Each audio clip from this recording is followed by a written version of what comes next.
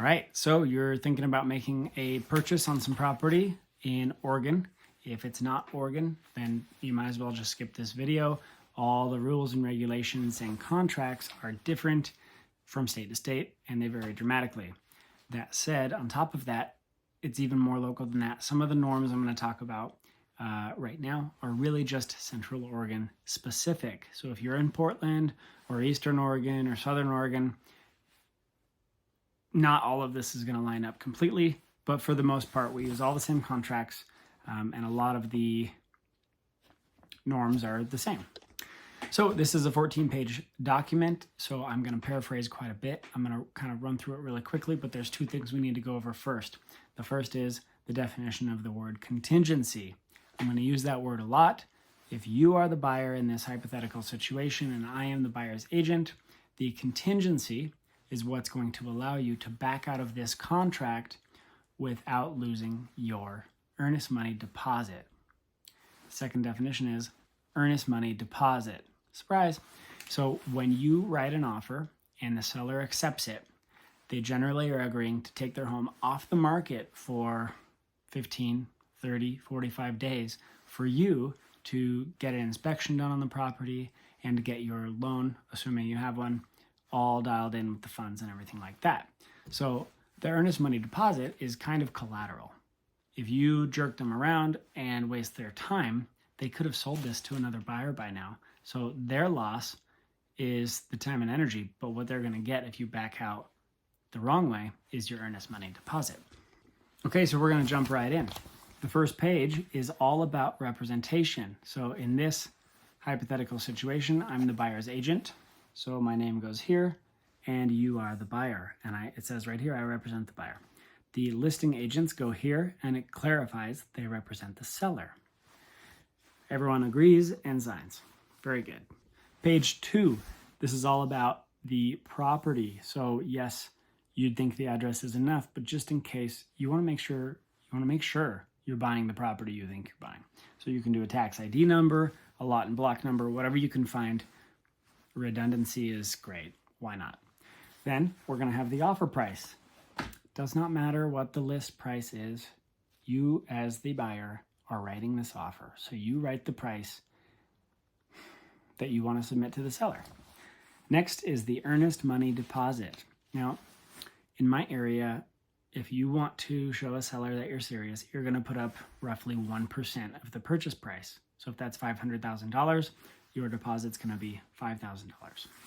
And that is going to go towards at closing when you buy the house and this is all done, that $5,000 deposit goes toward your down payment.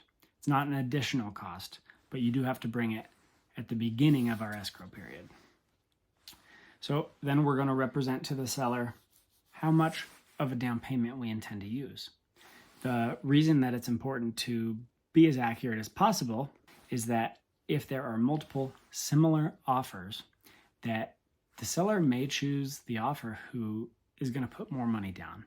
And the reason they might do that is that if there's an issue with an appraisal, if there's an issue during the transaction, they may be assuming that someone who's cash flush is going to be able to make small problems disappear, whereas maybe a first-time home buyer who's putting all their cards on the table for this might not be able to stretch a little bit in the event that they need to.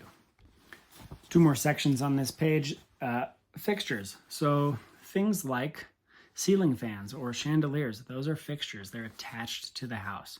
They're not called personal property. When you buy the house, those come with, and that's what this clarifies. If there are any exceptions, we need to write them in. Personal property. Think of it this way. If you tip the house upside down, everything that falls would be considered personal property, and maybe even a few other things. So if we want the dining room table or even the bar stools on the kitchen bar, that needs to be written in here. Otherwise, there is no legal obligation for the seller to leave these items, even if you believed they were going to be included. It doesn't matter. Okay, financing. The buyer represents, so you are representing that you have liquid funds to put down a earnest money deposit and a down payment. If you have money in a brokerage account on the East Coast and yes, you can sell at any time, but it takes 7 or 8 days for them to mail you a check. That is not liquid. If you check the box, funds are liquid, and then you have to delay closing because your funds didn't get deposited in time, you've breached this contract.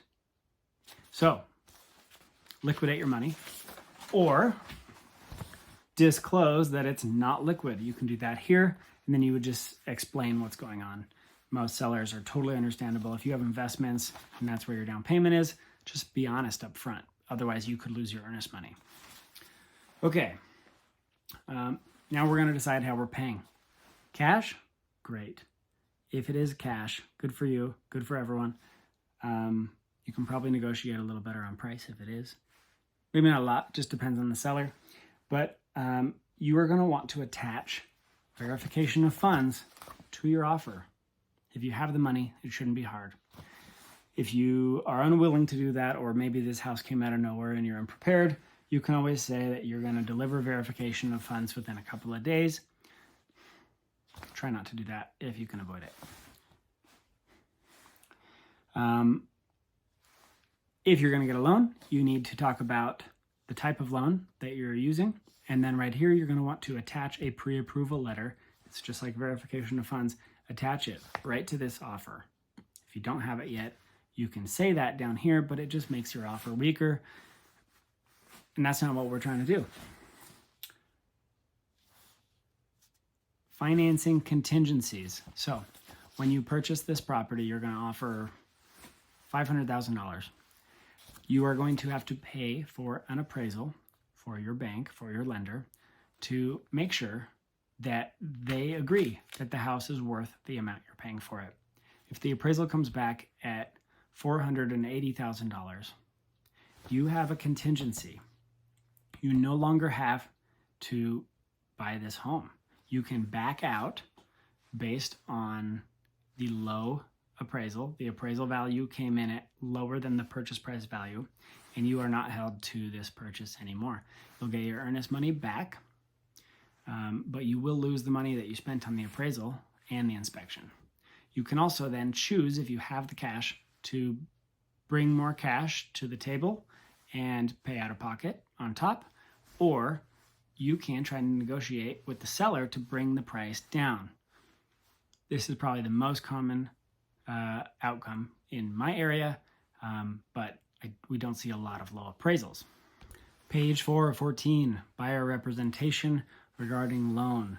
This whole page is about you, the buyer, doing what you're supposed to be doing in order to qualify for this loan.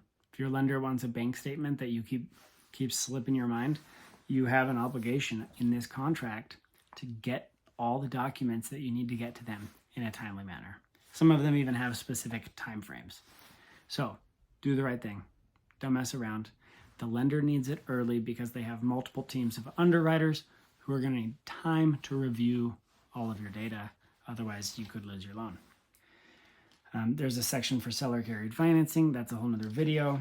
That would be if you didn't want to get a bank loan.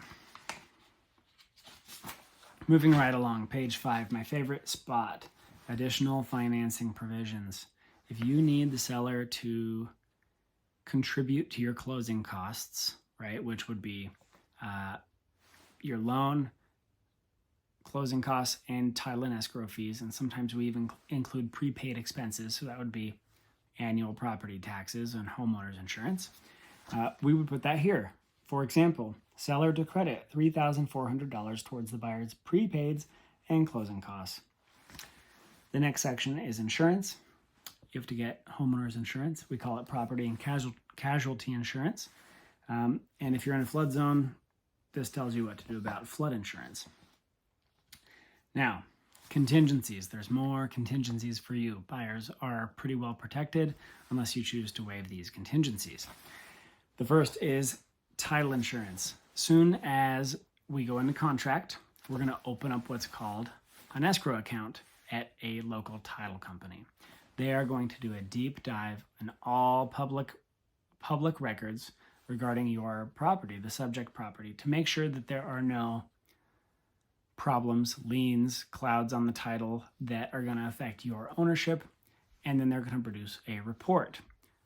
This is called the preliminary title report. It will be delivered to you, and then as per this contract, you have 5 business days to review it and put in writing if there is a problem. If there is a problem and the seller won't or can't fix it for you, then you use that contingency to back out, and then you get your earnest money returned to you. Sound good? And a property inspection. Unless you choose a different timeline, you have 10 business days to pay for a home inspector to perform a general home inspection and complete any negotiation or negotiation attempts with the seller.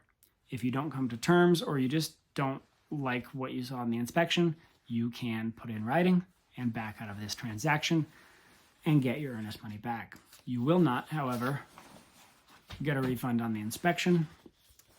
So there you go. Money well spent, that said. Okay, this is all about inspections. If you chose to waive them, I wouldn't recommend. Private well, whether or not the water comes from a well or from a city source or a public source, sewage system or septic. If either of those is a well or septic, then we have different addendums and additional contingencies based on the inspections of those systems. Lead-based paint. If this property was built in 1978 or earlier, 1977 or earlier, there's going to be an additional addendum and disclosure about lead-based paint and the possibility of it existing in this home. Seller's property disclosure. Once you get an accepted agreement, the seller will deliver you an 8-page document with a few hundred questions on it, a few hundred statements, questions that the seller have answered for you about the property. A lot of times it's a best guess situation, but what they're doing is trying to be as upfront as possible and disclosing any known problems. You receive this document from the seller and you have a few business days to review it and determine if there's anything wrong.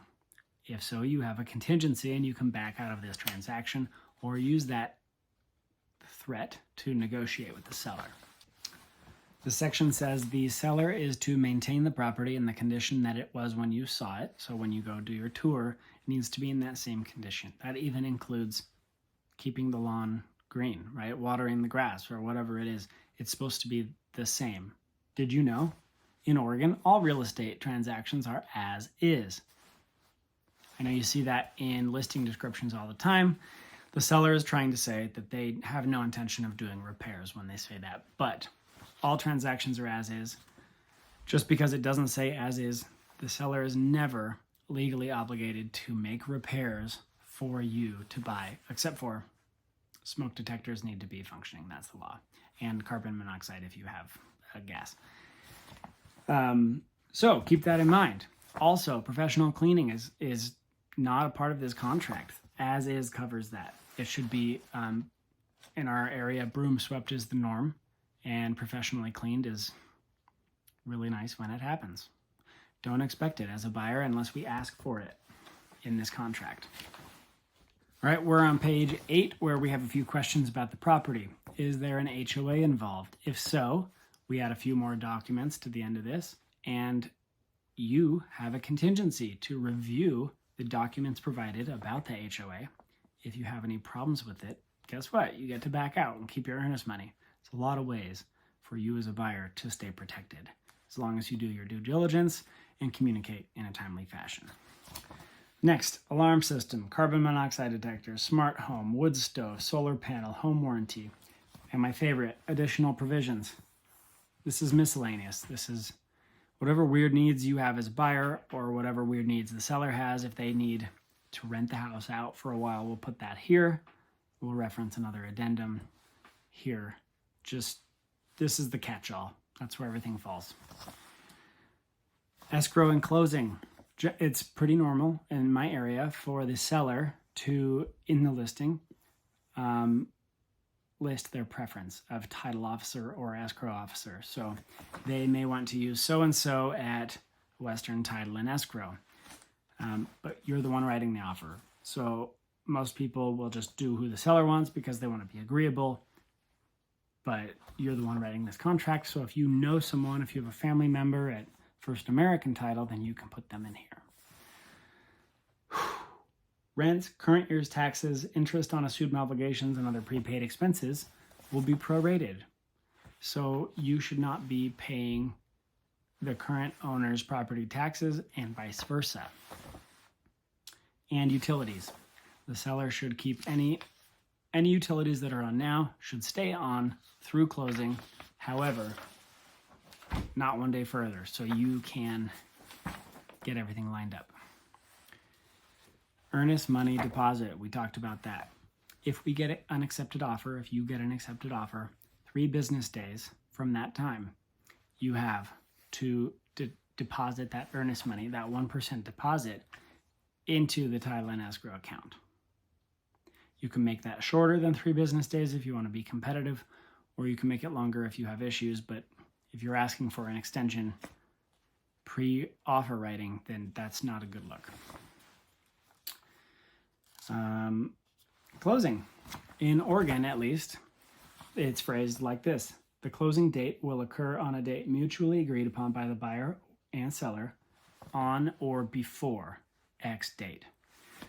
So that means that while we can extend this, buyer and seller have to agree to extend it. So what we want to do is put a closing date that you know 100% you can get your loan by. This could be 30 or 45 days. It could be less, but extensions aren't free. So if you know for sure we can close in 30 days, let's put 35 on to be safe. And then we can just use email and talk to people to close at an earlier time, and that's totally fine. Okay, possession of the property. So you've closed on this house. It's noon. You're picking up the keys. Well, legally in Oregon, possession, the earliest you can possess the house is at 5 p.m. We can get maybe permission from the seller, but per our contract, you don't actually get possession until 5 p.m. on the date of closing. Kind of funny little thing. I'm going to skip over a few things because this video is getting long, but they are individual situation. If you have to agree with the seller to do a 1031 tax exchange or a FERPTA tax or something like that, less common, and cross that bridge when you get there. I wouldn't worry about it for this. Levy of additional property taxes. If there are additional property taxes, we need to disclose that here. And then there is a page of other definitions that I did not go over, so that you can read your own contract once this is all signed and help interpret that. Finally, we have a page for dispute resolution. So if you want to sue me as your agent, or you want to sue the seller, or you want me to sue, or someone's suing someone, we have a whole page to discuss who does what, who goes where, and how to do it. That's never occurred for me or any of my clients. I usually find that communication is what you need to do. But in the event that that happens, there are guidelines to help everyone get it sorted. And then finally, this is a bona fide offer to purchase. This isn't just some paper. If you sign it, it's a legally binding agreement. And what you do here is there is a expiration date. So if you were to sign this today, but you didn't want the seller to take all week to decide, you would give them until tomorrow at noon, or tomorrow at 9 p.m., or the next day at 5 p.m., so that you know you're going to get a response. And if that time passes, then this offer has expired, and you get a response by them not responding. So then you sign here on the line, and that's it. And then the last page out of 14 is just for them to respond on. So you did it. You wrote an offer. What other questions do you have? Do you want to go over addendums? I kind of don't. This was a long video. Reach out with questions. I'm here for you. Thanks.